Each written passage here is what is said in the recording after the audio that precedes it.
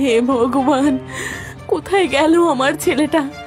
আজ জন্মদিনের দিনে কি অঘটন ঘটলো গো! তুমি এভাবে কেঁদো না মালতী, কিচ্ছু হয়নি আমাদের ছেলের। ওকে ঠিক খুঁজে পাওয়া যাবে, দেখো আমরা সবাই চেষ্টা করছি তো।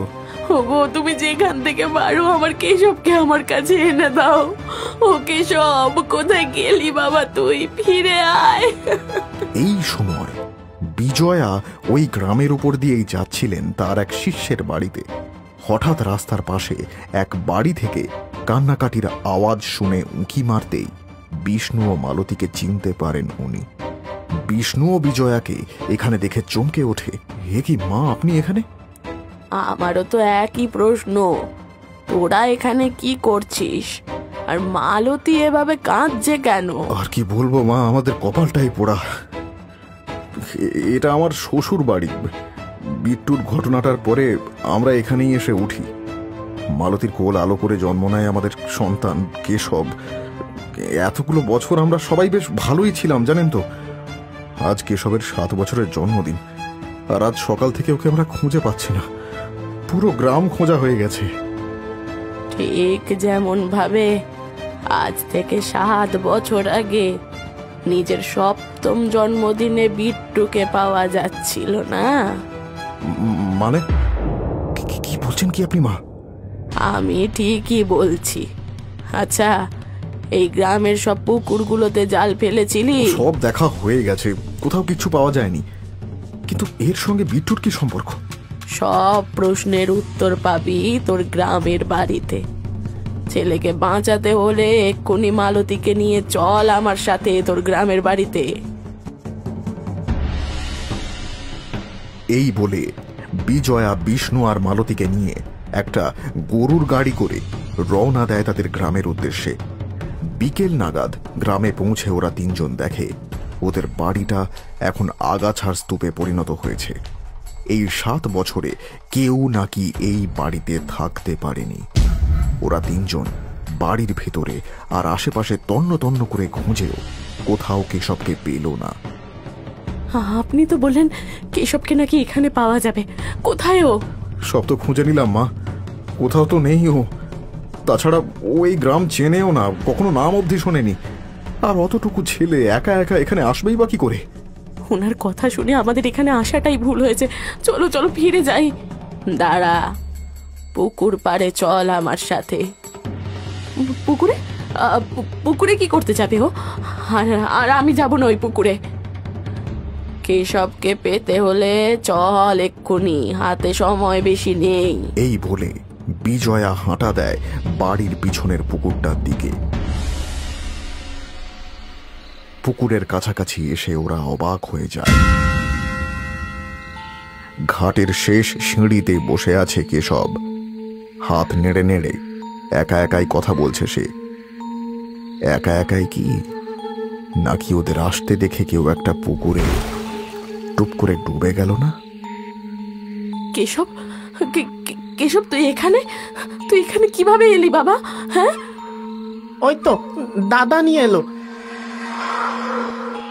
এ কি দাদা? দাদা কোথায় গেল? এখনই তো এখানে ছিল। দাদা? কোন দাদা? আর সে কিভাবে কখন নিয়ে এলো তোকে? আমি তো চিনি না বাবা।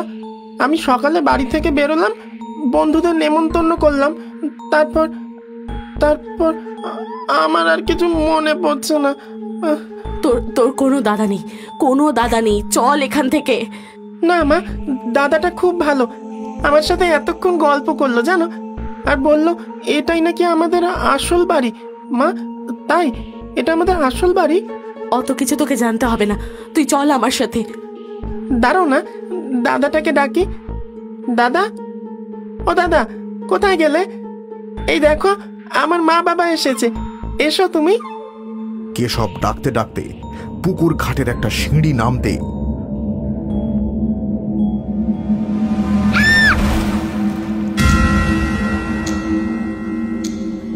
কেশব! এই কাজ বিট্টুর, তোরা চিন্তা করিস না, ও এক্ষুনি উপরে উঠে আসবে, আমি ব্যবস্থা করছি।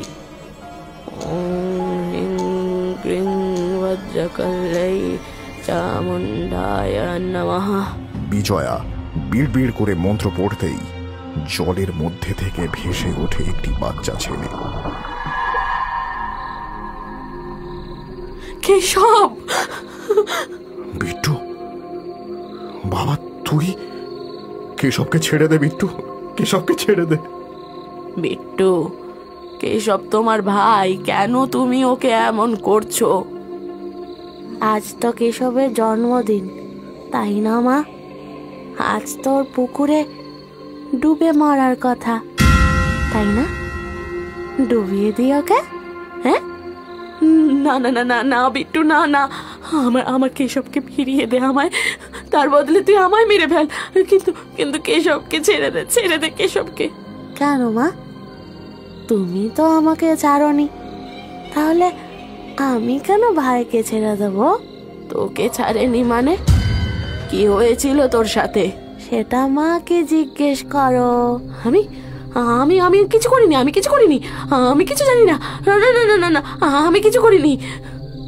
বেশ, তাহলে আমি ভাইকে নিয়ে যাচ্ছি মা। হ্যাঁ। এই বলে বিট্টু কেশবকে নিয়ে জলের তলায় ডুব দিতে যাবে, এমন সময় মালতী চিৎকার করে ওঠে, না না না না, আমি আমি আমি বলছি, আমি বলছি, তুই কেশবকে কিচ্ছু করিস না, কিছু করিস না। কি বলবে, কি বলবে মালতী তুমি? হ্যাঁ, কি বলবে? বিট্টুর মৃত্যুর জন্য আমি আমি দায়ী। মানে কি বলছো কি তুমি? হ্যাঁ মানছি তুমি ওর সৎ মা, কিন্তু কিন্তু বিট্টুকে তো তুমি কখনো নিজের সন্তানের থেকে কম ভালোবাসতে না, সব সময় আগলে রাখতে। তাহলে ওই সব নাটক ছিল তোমাকে দেখানোর জন্য। আসলে আমি বিট্টুকে সহ্য করতে পারতাম না।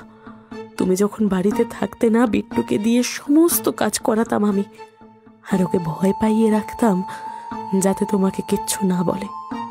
এরপর আমি যখন সন্তান সম্ভবা হলাম, তখন মনে হতে লাগলো যে তোমার এত সম্পত্তি, টাকা, সবকিছু আমার সন্তান একা ভোগ করতে পারবে না, বিট্টুকে ভাগ দিতে হবে। কিন্তু সেটা তো করা যাবে না, তাই মনে মনে একটা ষড়যন্ত্র করলাম। সেদিন বিট্টুরও 7 বছরের জন্মদিন ছিল। তুমি বাজারে যেতে আমি বিট্টুকে ডেকে বললাম, বিট্টু, আয় বিট্টু, কি রে, কোথায় গেলি? কানের মাথা খেয়েছিস নাকি? হ্যাঁ, এই তো মা, ওই ঘরটা একটু ঝাড়ু দিচ্ছিলাম। বলো, কেন ডাকছিলে?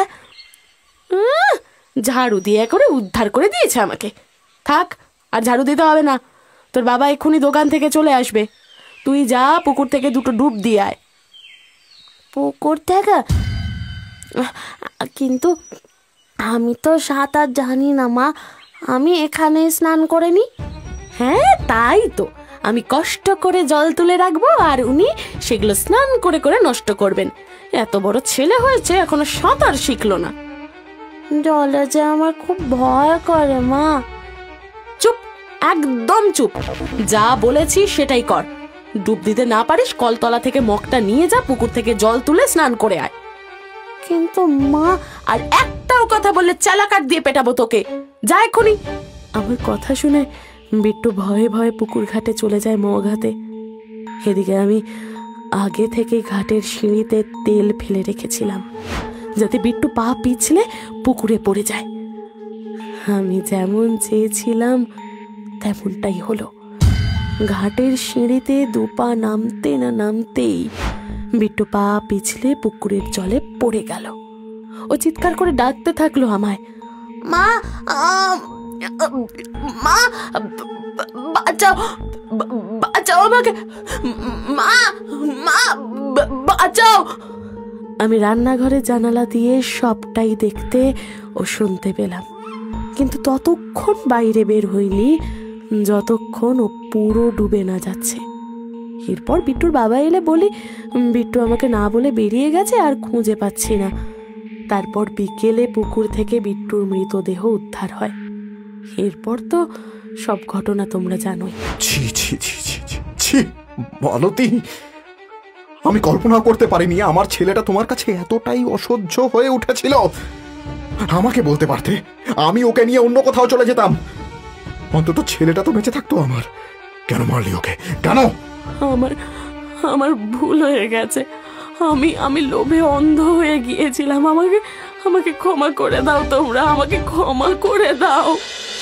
ক্ষমা যদি চাইতেই হয় বিট্টুর কাছে চাও। ছি ছি ছি ছি, মায়ের নামে কলঙ্ক তুমি। এজন্যই তো আমার কোনো বন্ধন কাজ করেনি। বিট্টু, বিট্টু আমাকে ক্ষমা করে দে বাবা, আমি অনেক বড় অপরাধ করেছি, কিন্তু কিন্তু আমার অপরাধের শাস্তি আমার ছেলেটাকে দিস না বাবা। বিট্টু রে, তোর এই বাবাকেও ক্ষমা করে দে। আমি বুঝতেই পারিনি তোর সাথে এত বড় অন্যায় হয়েছে। তোকে আমি আটকাবো না।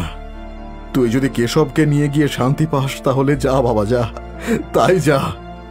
না বাবা, আমি ভাইকে মারতে চাই না, আমি মাকেও মারতে চাইনি। আমি শুধু চেয়েছিলাম তোমরা সত্যিটা জানো। আমার কাজ শেষ, আমি চলে যাচ্ছি বাবা, তোমরা ভালো থেকো। এই বলে বিট্টু কেশবকে মালতীর কোলে দিয়ে ওই পুকুরের জলেই অদৃশ্য হয়ে যায়। এরপর বিট্টুর আত্মাকে কেউ কোনোদিন দেখেনি, কিন্তু বিষ্ণু মালতীকে ক্ষমা করেনি কোনোদিন। সে মালতীকে তার বাপের বাড়িতে রেখে কেশবকে নিয়ে একা আবার নিজের ভিটে থাকতে শুরু করে।